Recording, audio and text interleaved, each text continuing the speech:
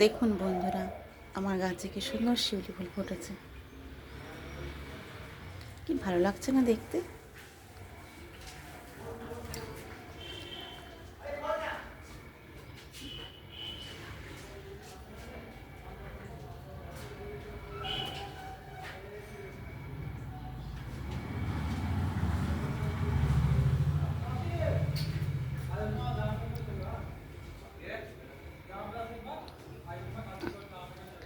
আপনারা কে কে শিউলি ফুল পছন্দ করেন আমাকে জানাবেন কমেন্টে।